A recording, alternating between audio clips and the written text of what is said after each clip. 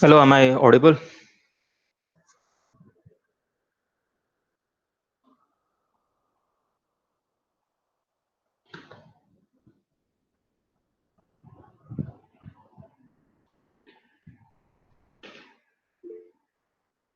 Okay. So let's start.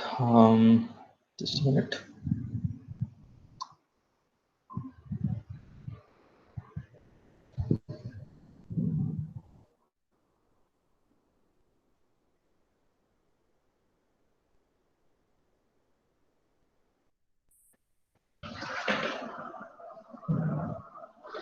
Okay, so today we will be discussing object localization.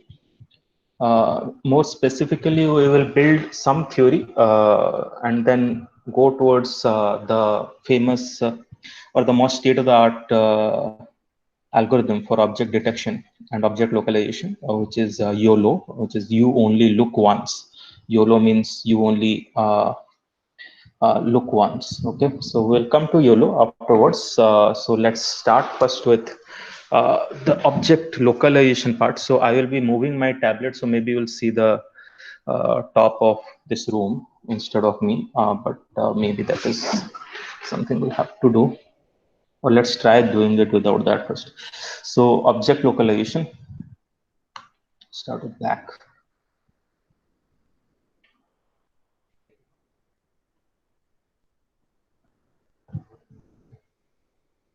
If there are any questions, please switch on your audio and ask. You can ask me in between. Okay. So till now, the kind of CNN work which we have done till now, in that we have, uh, you know, you have also done this similar assignment. No, I haven't given any assignment on this, but I have shared code on how this is done. So suppose you have a person here, a pedestrian on going on a road. So you can build a convolutional neural network, a CNN network, which can take this image and then can tell you whether this is a pedestrian, or say whether this is, if you have a car,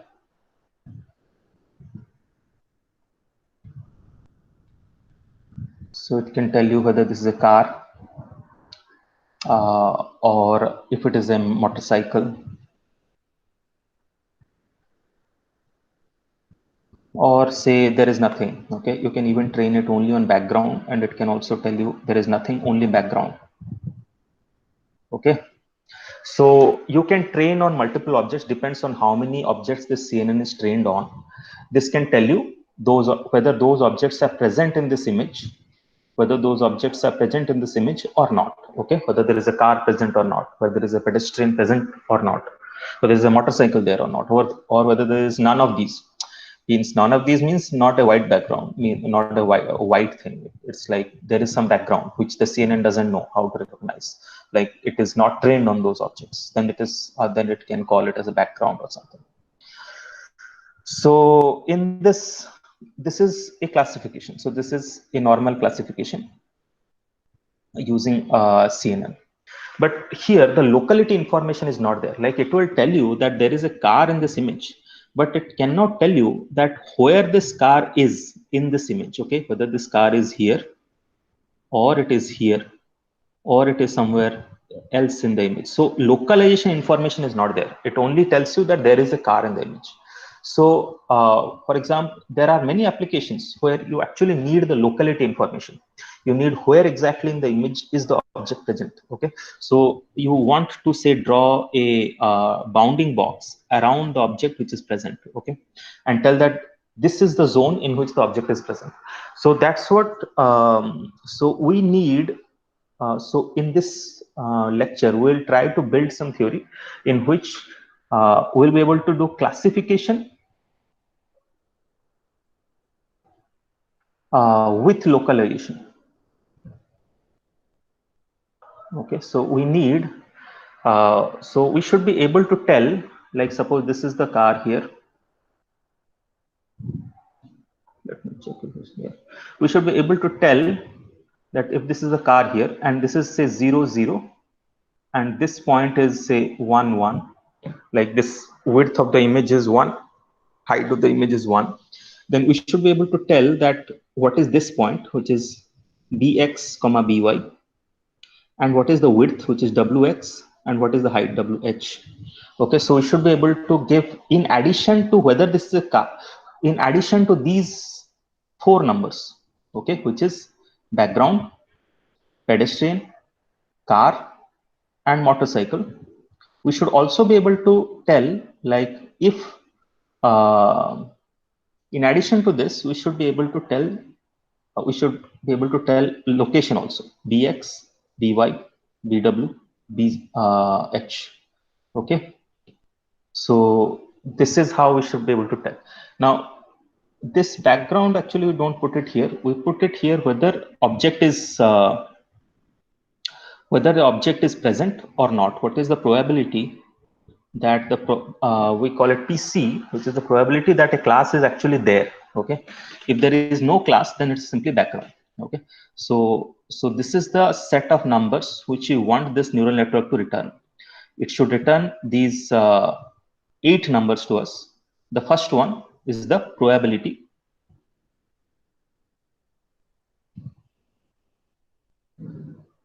The first one is the probability of any object present. Any object means the objects which the CNN is trained to recognize. Okay, if there is, for example, some animal present in this image, and this CNN is not trained for an animal recognizing animal, it will simply call it as a background, and it will tell the probability of any object present as 0, even if there is animal present or a tree present. If it is not trained for that, if it is trained for that, then those can be added in this list here, and a location can be recognized, put up. So this is a simple example where we are only targeting recognizing one object, where only one object is present in the image, and we are recognizing the x, y, and height, width and height location, width and height of the image, and the class of the image. There can be 3 classes in this. Okay, so there are total 8 outputs which this CNN should give. So this is the fundamental of a object localization. Wherever you want object localization, you want the CNN to, in addition to giving the class information, it should also give you the locational information and the probability of whether there is any object there or that it's a simply a background. Okay, so any questions till now? Any questions? Okay. So the earlier method of object localization, this is something which is a modern method of is more employed in the modern methods of localization, I would say. But even in earlier methods of localization, the method was, suppose you have a image here. So we call it sliding window detection. Earlier, this used to be sliding window detection. So sliding window detection is, suppose you have a car present in the image somewhere here. Okay, you have to recognize that there is a car in this image at this point. So what we'll do is you will start with a small square here. You will extract the square and look inside it. Okay, you will pass, how will you look inside it? You will pass it to a CNN and then see the classification which is brought out with the CNN. As there is no car in this, it will only say it is a background. It is not having a car, not having a pedestrian, not having any motorcycle. Okay, so after that you move this window a little bit to the right with overlaps. Keep moving it. Okay, keep moving it, and you then after that shift it a little bit down. Then keep moving it. So like that you move. So move to the right. Then after you have completed here, then move a little bit to the down. Then again move right, move right. Okay, you do like this. But now the window size which you had initially put up here was only of this size, okay? And if this window moves over this, it will in no case, in no condition, it will cover the whole car completely. So in the first pass, you will not recognize any car.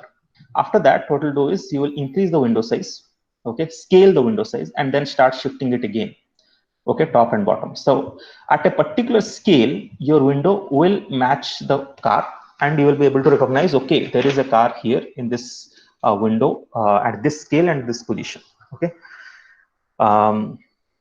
The problem with this high, so earlier algorithms, they didn't use complete, like deep learning based algorithms. They were like feature extraction based algorithms. So you will take a window, you will extract some features using some signal processing algorithm, which will reduce the feature space to a limited number rather than the full image. For example, if it is a 100 by 100 window, your feature space might reduce to just 10 after passing through a signal processing block. And then you pass it through a fully connected neural network, okay, a fully connected neural network, and then maybe take a decision. So in those cases, the speed was not that much of a problem. But with the CNN networks, the networks are very deep, and they can take even quite a long time, it's significant, maybe few milliseconds they may take, even for one single calculation. And that itself can become very huge when you are doing multiple overlapping sliding windows. So you take a window, you take another window, and you take another window, and you're passing it through a deep CNN every time for a prediction. And that can be computationally heavy and slow down your overall performance. So there's where so that's why this algorithm, the sliding window detector, is not used because of its high computational cost.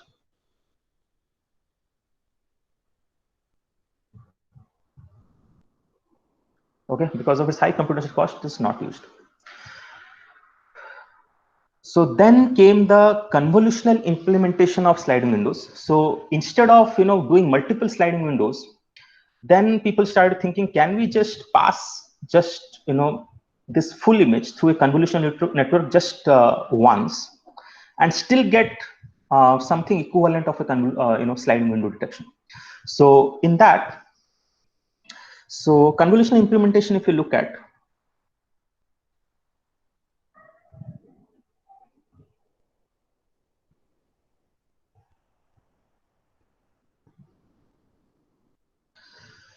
suppose you have an image which is of size 14 by 14 by 3, okay. So, and this was passed with a filter which is of a 5 by 5 filter, and 16 such filters were used. So when you pass a 5 by 5 filter or this image through a 5 by 5 filter, convolutional layer, then what you will get? You will get a 10 by 10. For every filter, you will get a 10 by 10 layer. For every filter, you will get a 10 by 10 layer, and there will be 16 such layers. So you will have a total dimension of 10 by 10 by 16. Okay. After that, if you do max pool of 2 by 2, then you'll get what size? 5 by 5 by 16.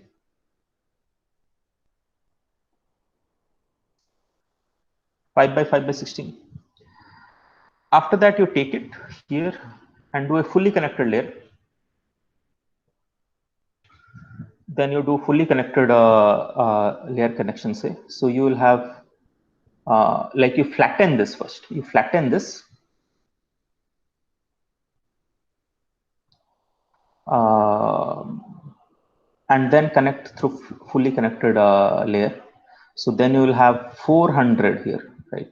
Sorry, so we'll be left with what? 5 into 5 into 16, which is 25 multiplied by 16, which is 400. 400 neurons. Sorry, we'll just flatten it here, and after that we pass it through a fully connected layer. Flatten and fully connected, I think. Although it doesn't matter, it depends on how you are building the architecture. So let's take this architecture that you have flattened it, and then you did a fully connected layering of on the flattened architecture, and you have 400 neurons in this layer. Then again, in the next layer, you put another 400 neurons. And in the final layer, you have a softmax layer with only 4 predictions. Okay, first one is background, second one is car, third one is pedestrian, fourth one is motorcycle. Okay, so this can be a simple convolutional implementation where you are not taking localization information. This is only for object recognition. Okay, it's not giving you localization information. Now, can we now here what I'm saying is we can, instead of this fully connected layer, suppose I tell you that instead of this point, let me here. Suppose from this point, instead of flattening it, I take this, and what I do is I do a 5x5 filtering filter, 400 filters. I use 400 filters of 5x5 size. Okay, so these are 5x5.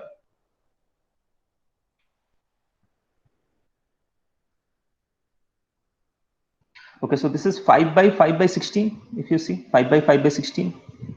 So if I take this from here rather than full, flattening it there, if I multiply 5x5 filters, convolve with 5x5 filters, then what will happen? This is a 5x5 layer.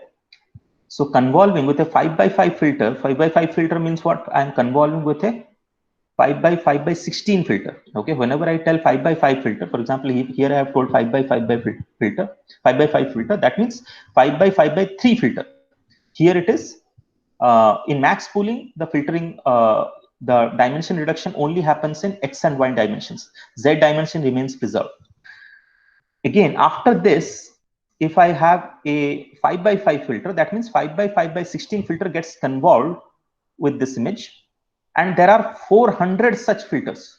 Okay, so for every convolution, I get one layer. For every convolution, I get one layer which is of size 1x1.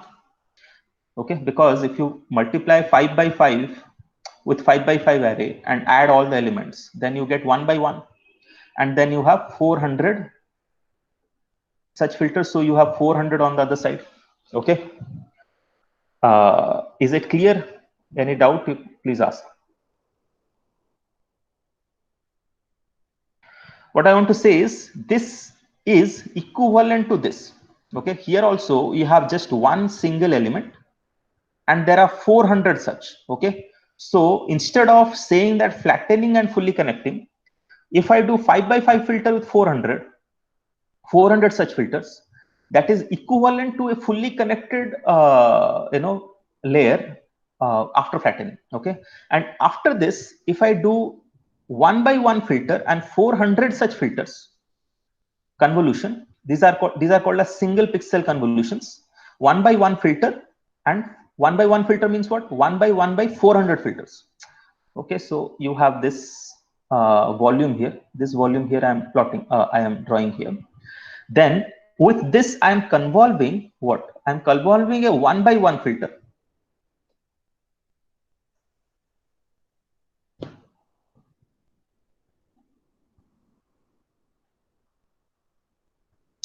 So with this I am convolving a 1x1 filter. This is also 1x1 400. I'm convolving this with a 1x1x400 filter. When I say 1x1 filter, that means 1x1x400. And this will give me what? This is basically multiplication of every element with every other element, okay, layer by layer, and then it will give me one single number. Okay, and what I'm saying is I am using 400 of these. Okay, so then I will get 400 again. So I'll get 1x1x400 again. So I'll get another layer which is 1x1x400. Okay, after this I do again 1x1 convolution or a single pixel convolution, but here I will use only 4 filters instead of 400 filters. So here I will get again the last one, which is 1x1x4.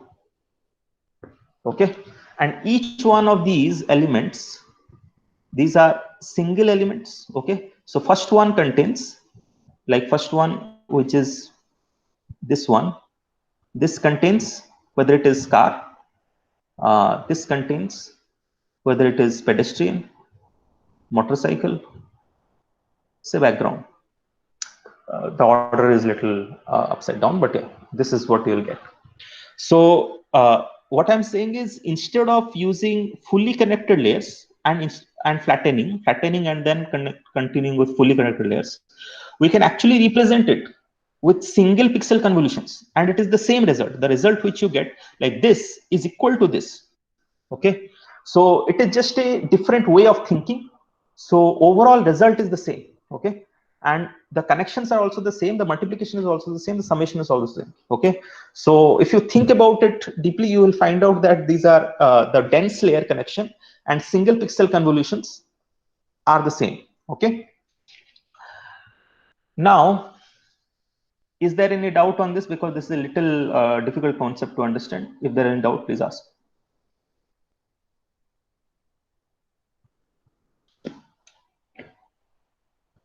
No doubts? Okay. So let's move to the so now what I'm saying, what I'll do is, instead of this 14 by 14 by 3 image, suppose I have a 16 by 16 by 3 image. Okay, suppose I have a 16 by 16 by 16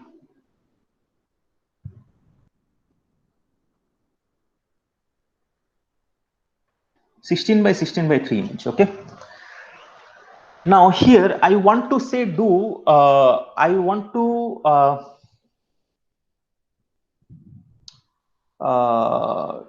move a box on it, which is like, I want to move sliding windows which are of size 14 by 14. Okay, if I want to move sliding windows over it which are of size 14.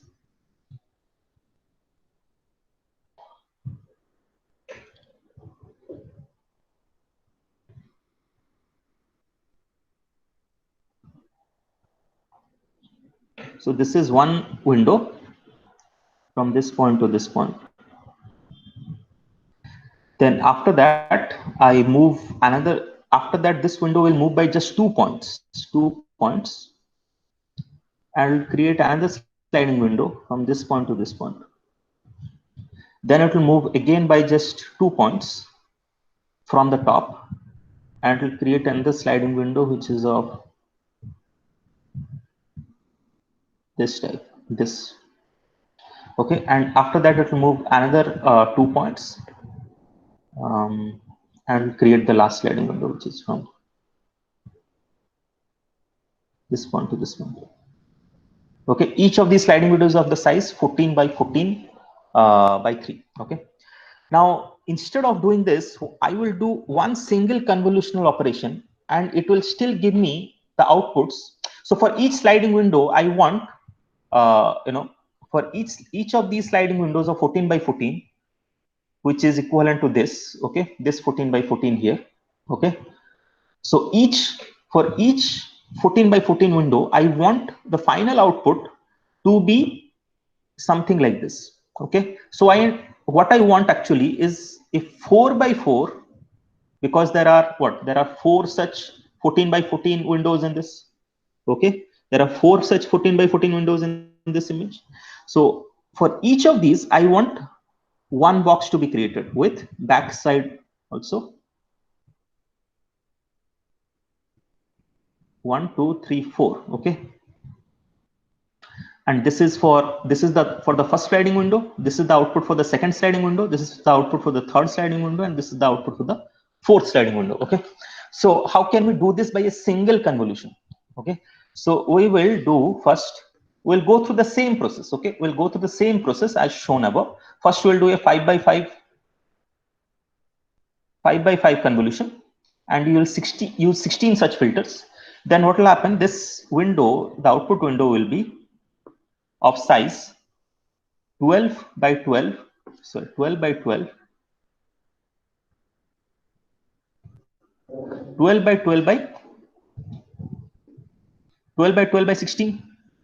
Okay, here it is 12 by 12. Actually, if you think about it, in this, the first 10 by 10, on this side, the 10 by 10 on this side corresponds to the first window here, the blue one. Okay. And the 10 by 10 from this point to this point corresponds to the green one. Okay. And then another 10 by 10 from this side corresponds to the red one. And this 10 by 10 corresponds to the glazed one. Okay. But you will get a 10 by 10 by, you will get a 12 by 12 by 16.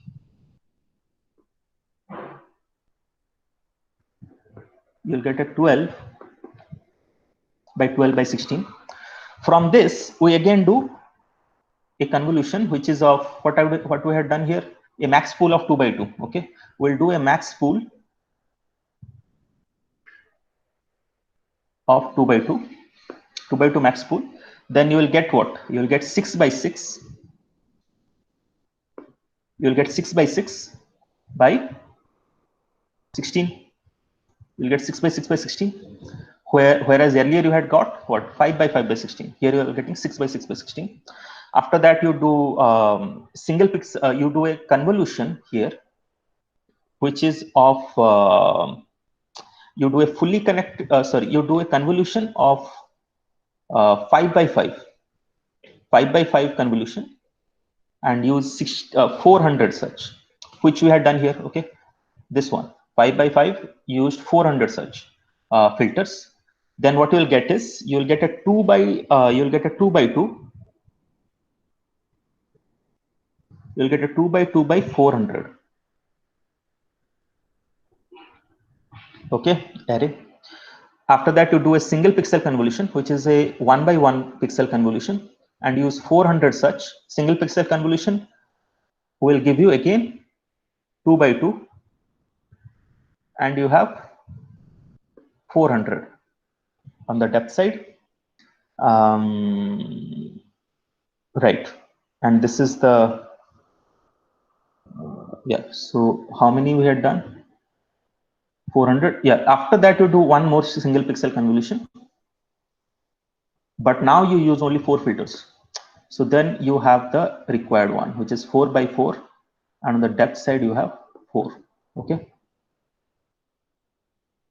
So this one here corresponds to the first sliding window. This one corresponds to the sorry, this should be in blue color.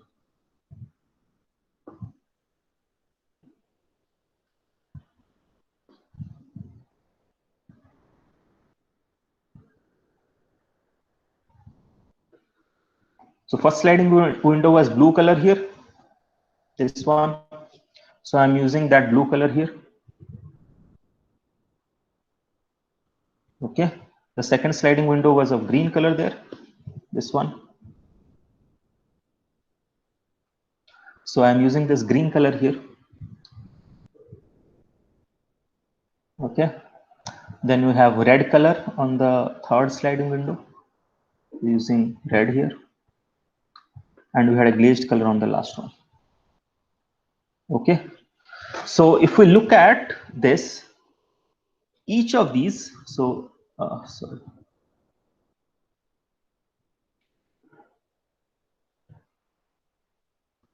Let's zoomed out. So if you look at each one of these, so just a minute. Not able to zoom out this. Close to 100 or 70. Okay. So each one is a prediction for one sliding window. Each one of these. So this one is this one corresponds to the 4 predictions for the first sliding window. This one corresponds to 4 predictions for the third sliding window. This one corresponds to the predictions for the last sliding window. And this one is actually for the same second sliding window. Third one is not visible the other side. Okay, so each of this is giving a prediction for all the 4 sliding windows. Okay, so so here the advantage is I don't actually have to move the sliding window every time. So if you look at it, what has happened is that in this case I don't have to move the sliding window. I just do one single convolution convolutional layer. I run through it. I run the image only once through this convolutional layering, and it gives me predictions for all the 4 sliding windows at one shot. Okay, rather than moving the convolutional window again and again. So this is a key idea which helps you to do very fast object recognition using machine learning based algorithms. Somehow it is giving me a hard time. If there are any doubts, please ask.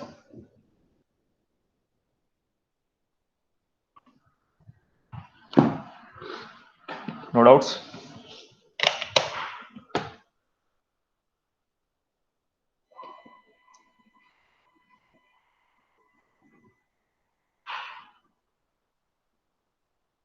Just a minute.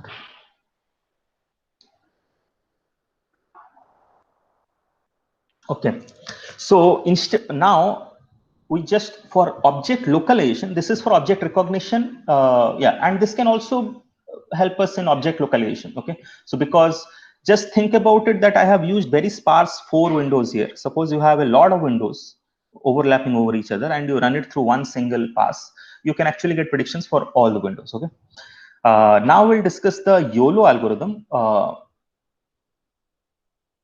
YOLO, which means you only look once. Okay, so this let me see if I am missing any other thing. Okay, so in the YOLO algorithm, what we do is, suppose we have a image like this.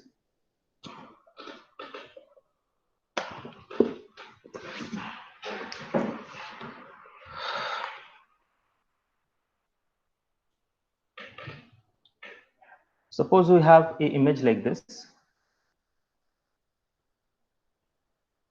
And suppose there is a car here,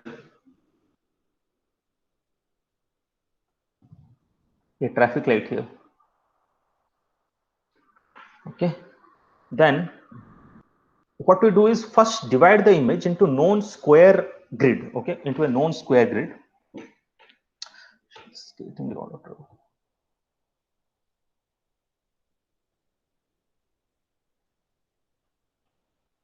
Either goes to very small or very large. Maybe I'll use another notebook. Okay, so suppose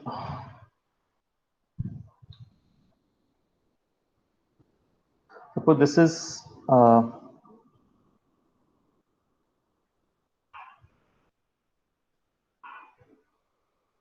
suppose this is a square. This is an image. We first divide the image into a known square grid. Okay, suppose in this image there is a car here somewhere.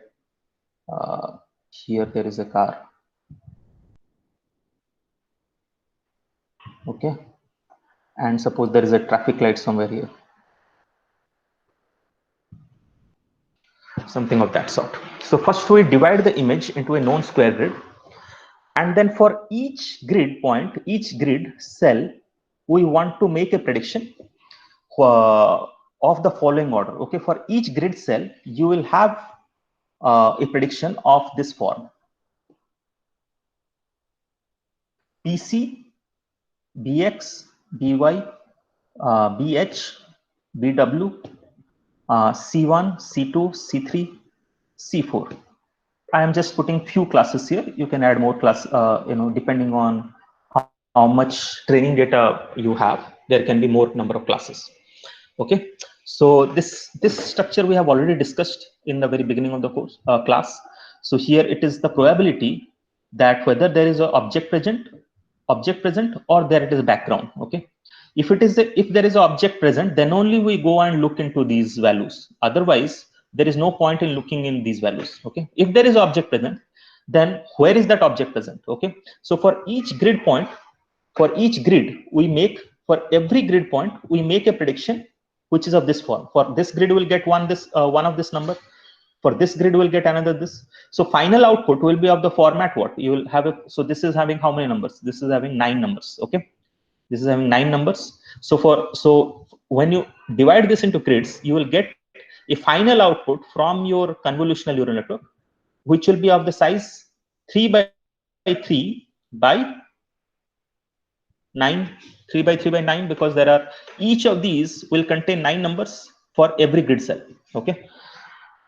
Okay, and each grid cell has multiple pixels. Okay, so what I'm saying is it passes through a complete convolutional neural network, which is a YOLO convolutional neural network, which is the it's called YOLO. The architecture is called as YOLO, and then it gives a final output grid, which is of this set, a final output matrix, which is of this type. Okay, and for each grid corresponds to the, for example, this grid's output corresponds to output in this this volume. Output for this grid corresponds to output in this volume. Okay, something like this. Now, another key idea in YOLO is every object, suppose every object can be located in multiple grids. Okay, it cannot, for example, this object, this car object is located in this grid as well as located in this grid. But before that, I missed a few things here. One is this point is called as 0, 0 for every grid. This point is 1, 1 for every grid. Okay, so no, for the grid, I think everything is measured with respect to the defined with respect to the center of the grid cell, right? But overall idea is this. So let's take an example of this. So this car, the center of this car is present within which grid? The center of this car is present within this grid. And although there is a part of this car in this grid, we still consider this car to be a part of this grid. Okay. After, if this car is present in this grid, then a box is constructed during the training phase. Okay.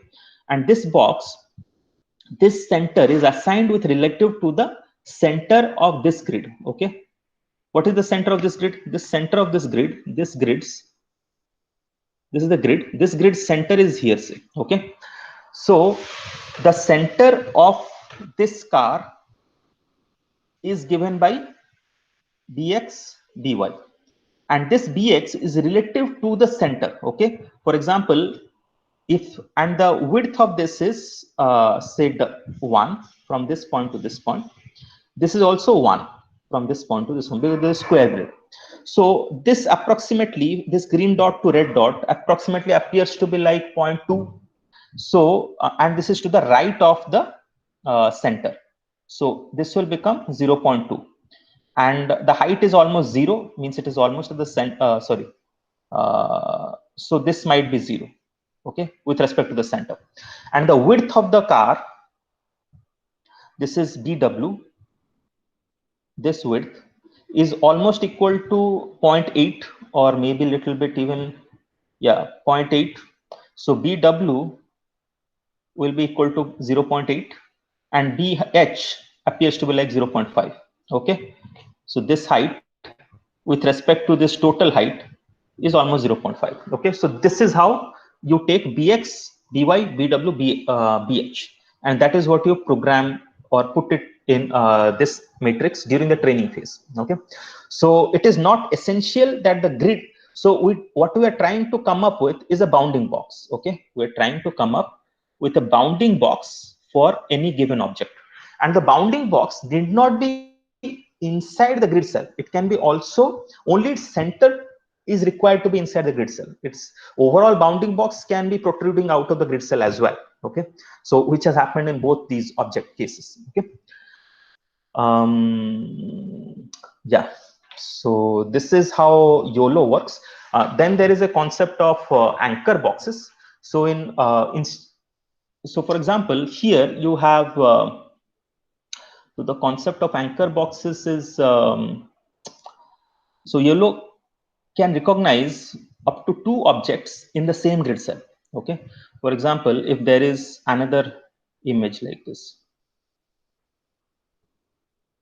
suppose there is an image like this. Now there is, suppose, a car here, and there is a traffic light. There is a traffic light here. Okay, So the center of this car and center of both of this traffic light both fall in the so center of this car is in this zone, and the center of the traffic light also is around here, okay, which both fall in this grid. Okay, so both of these centers get assigned to the same grid. Now can we recognize both of these objects? Okay, because every grid cell using this arrangement can only recognize one object, but using this one we can recognize up to 2 different objects. Okay, and also with different shapes. For example, a grid cell of there can be 2 grid cell types. One is, say, this type and another of this shape. Okay, it appears like this one is more suitable for the car and this one is more suitable for the traffic light. Okay, so instead of having just one single matrix output, what we'll have is, for YOLO, we'll have a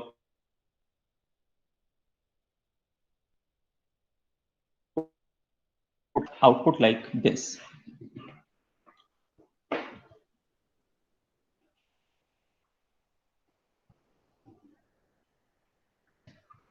So we start with the PC1, then BX, maybe we'll write 1 over the top, PC, BX, BY,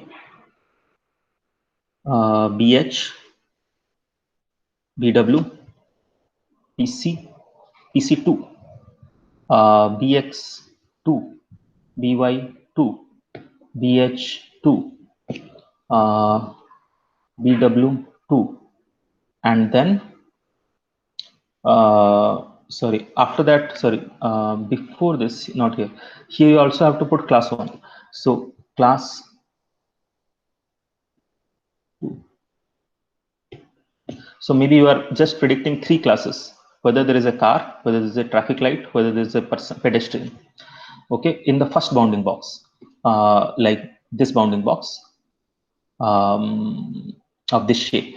After that, you start the same for the second one, and you write PC2, BX2, BY2, BH2, BW2, C1, 2, C2, 2, C2, 3. Okay.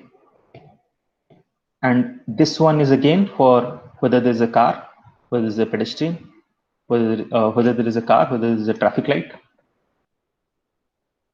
and whether there is a pedestrian. Okay. So the first half from the top, from this point till this point, is for the first bounding box of this shape, and from this point to this point is for the second bounding box. Okay, which is of this type. Okay, sorry, not this type, of the standing type. Okay, so using this kind of output matrix, so you will now have how many? You will have 1, 2, 3, 4, 5, 6, 7, 8, right? 8, 16, total 16. So that means the volume will become, so if you look at this, this will become 3 by 3 by 3 by 3 by 16. Okay, for this grid of 3 by 3 grid. Okay, so this is how overall YOLO works. So you can predict up to 2 different objects in per grid cell, and you can very tightly find a bounding box around the object of 2 different types. So YOLO will not work very well if there are multiple objects, more than 2 objects centered around a grid cell, but that will be easily solved if you increase the number of grid cells. So if you have more number of grid cells, it is very rare that more than 2 objects will have the same center point in the same grid point cell. So that is one. And then there is something called as non-max suppression, NMS. Non-max suppression is if you have multiple predictions. Okay, so you have, say, car has 0.9 probability, traffic light has probability of 0.7, pedestrian has probability of 0.4. Then you set this to 0, set this to 0, and put this as this is the prediction. There can be non-max suppression for two different this is one, and then max separation for this. Okay, probabilities. For example, it will give you prediction probability of your object present, almost some value for every grid cell. But you can set a threshold. For example, if the probability of if a object present in any cell is greater than 0.5, only then you will consider these values. Otherwise, you consider it as if there is a background. Okay, so this is also a non-max suppression. And then if there are multiple grid cells, grid boxes on over one another, then another thing which we use is called as intersection over union. Okay, IOU. Okay, IOU. IOU is what? If, for example, in the same grid cell, you have two different grid boxes. Okay, for example, if you have two cars, say, suppose somehow there were two, there is only one car. Okay, but this car is showing for, for this box it is there, and then there is another box on the side of it. Or let's think about it like this. Suppose this is a car and your YOLO algorithm is giving, there are two grid boxes. One is like this and another is like this. Okay, so then there is something called as intersection over union. Let me draw this in red. So another one, which is this. So first one is this. Another one is, which is this. So intersection over union is, you first find out what is the union of these two boxes, which is of course, this complete, this part, union of these two boxes.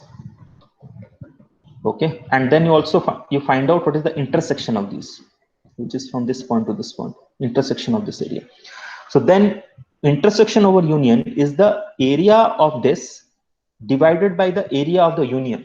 Okay, and if the intersection over union is a very high number, okay, if intersection over union is a very low number, then you will be able to say that intersection is much smaller than the union. So that means the two boxes are very different from each other. So you can then, if two predictions are very similar, then you can only keep one box and remove the other box. Okay, whichever box has the highest probability, NMS value. You can use NMS suppression to remove one of the boxes, but intersection over union, for a whenever this value is very high, that means both of these boxes are intersecting too much. So that means, these probably are the same object we are looking at, rather than these are two different objects. So this is another, these are two values which you can program in your YOLO algorithm. So there is one code which I had made, and I would like to demonstrate. I'll also share with you that code. Although we are not going to program YOLO algorithm, it is too complicated for most of you at this stage. But as this is an applied course, we learn how to take these complicated models and use them for our requirements wherever required. So here I have written a code where I'm taking a pre-trained YOLO network. Before this, are there any questions?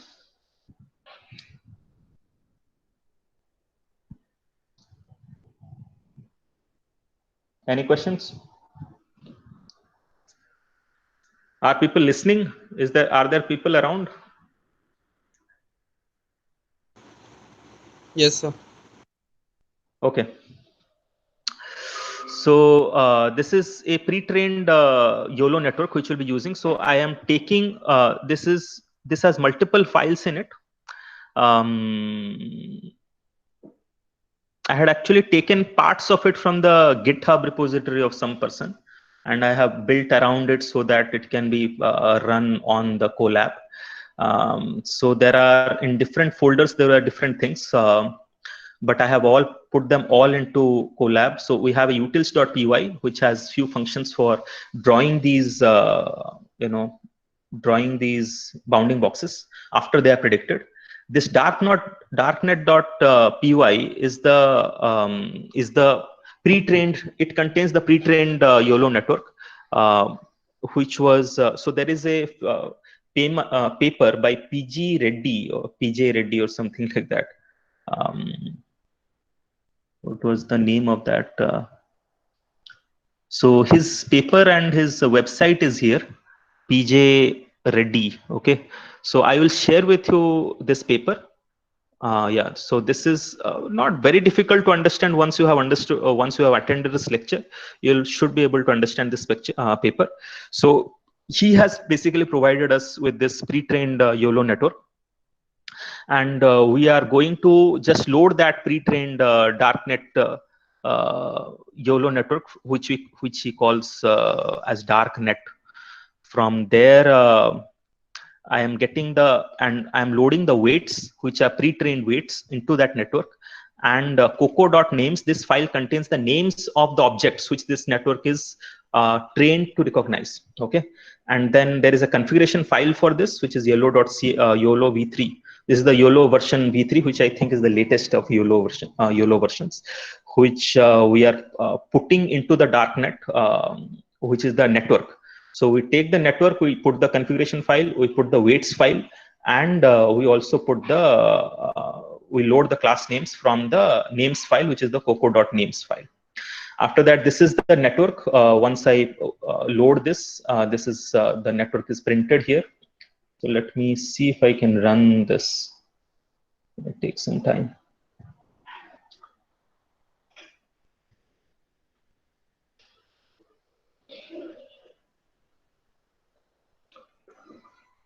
I'll have to give some authorization. Just a minute.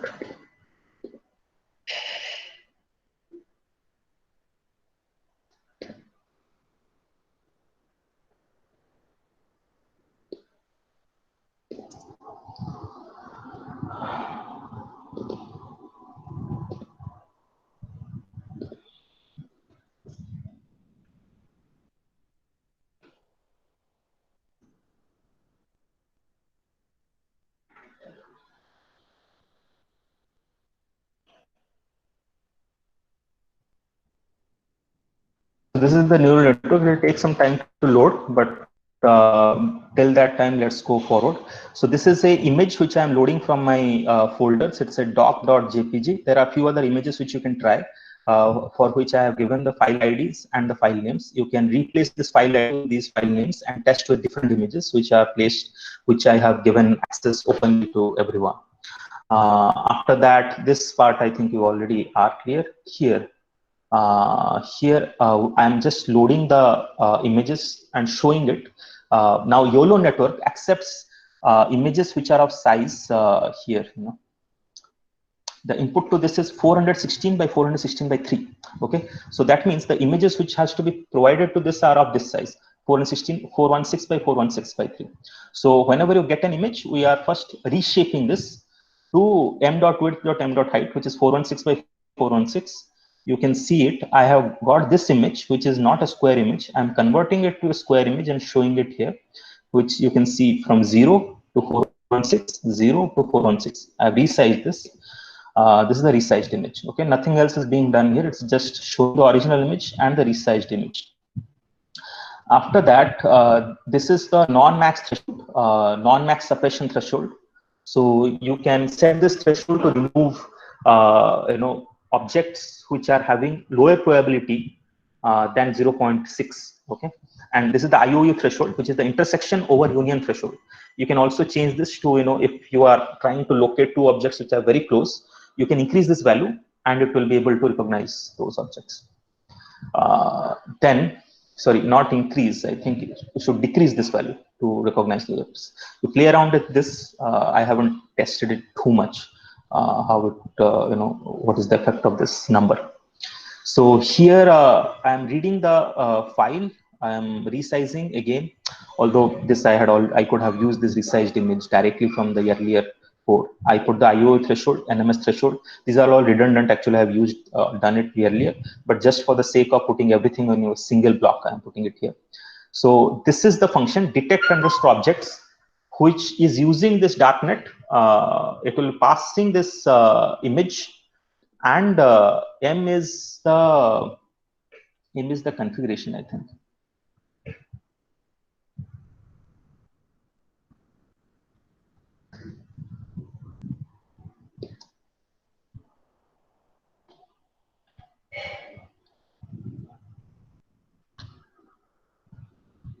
Sorry, M is the darknet architecture. The complete darknet architecture is loaded into M. So M is the model basically.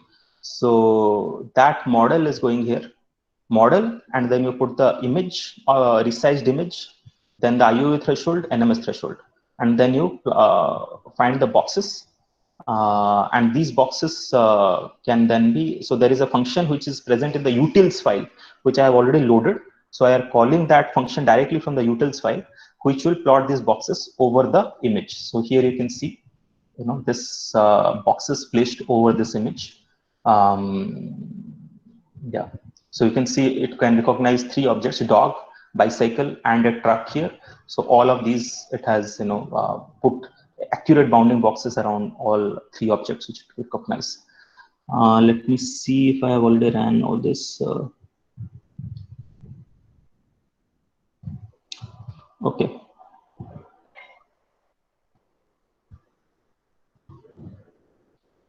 After this, I have also tried doing it on a video. Okay, I have a traffic video here, which is in there. There is a traffic video. Let me get it.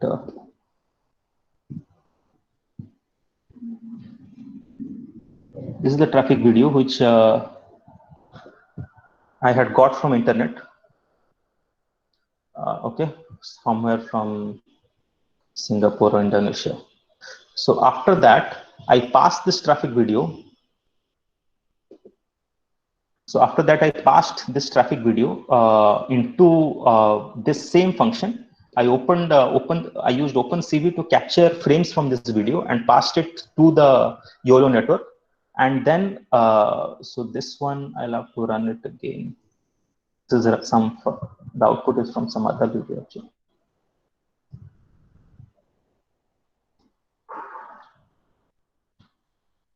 So I'm taking one frame from this video and then just plotting it. I don't know if I'm going to the right frame.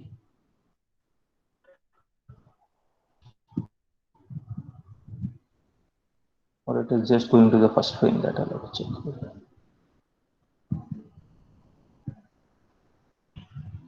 So overall, the code is the same as earlier. Just I am taking one frame from the image and I am passing it to the code. It's taking some time. Let me see why it's taking.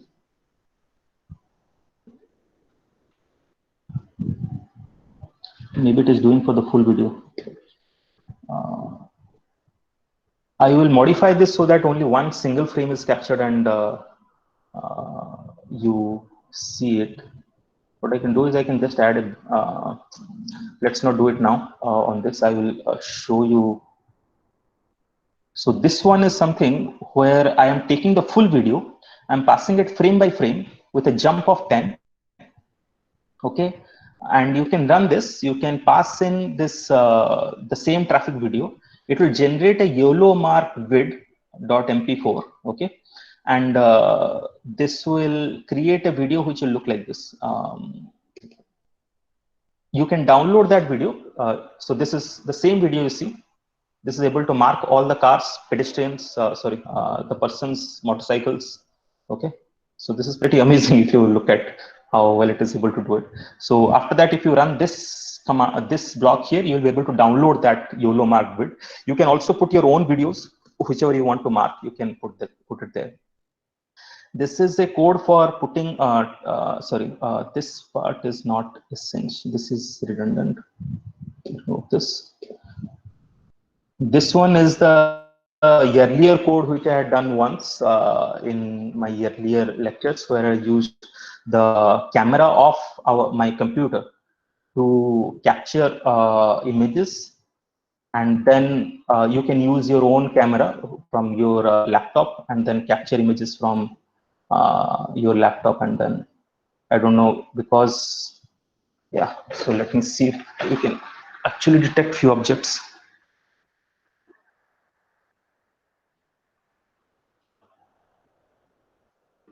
Right, so this one, there are a few objects in my table here. So this is a keyboard, this is a bottle, then there is a remote control.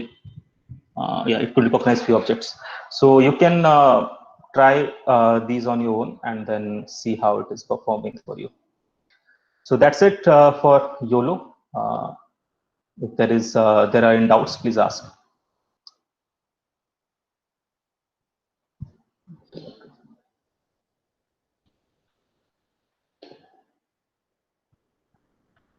Yes, any doubts?